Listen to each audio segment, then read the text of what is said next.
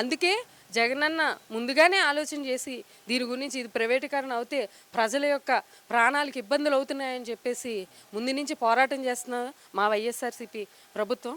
తప్పకుండా దీని మీద మేము ఇంకా ముందు ఇంకా పోరాటాలు చేస్తాం మా పార్టీ.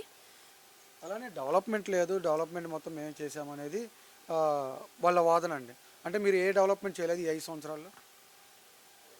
అసలు డెవలప్మెంట్ అనే దానికి వాళ్ళు అసలు ఆ మాట మాట్లాడడానికి కూడా సరిపోరు. ఎందుకంటే అప్పులు చేయడం తప్పించి వాళ్ళ డెవలప్మెంట్ ఎక్కడా కనిపించదు. మీరు చూడండి, నిజంగా చూస్తున్నారు కదా, పాలు పోసి ఎత్తుకుండా అన్నారు. పాలు కాదు కదా, కనీసం బండి పడిపోతే కూడా లేవ తీసుకోలేనంత పెద్ద పెద్ద గుతుకులు ఉన్నాయి. అలాంటిది వీళ్ళు ఏం డెవలప్ చేశారు? వీళ్ళ వరకు వీళ్ళ రాజధాని మేము కట్టుకుంటామని చెప్పేసి రాజధానికి పెట్టుబడులు ఆశ చూపించి శుభ్రంగా దోచుకుంటున్నారు. అంతే తప్పించి డెవలప్మెంట్ అయితే ఎక్కడ కనిపించదు. అంటే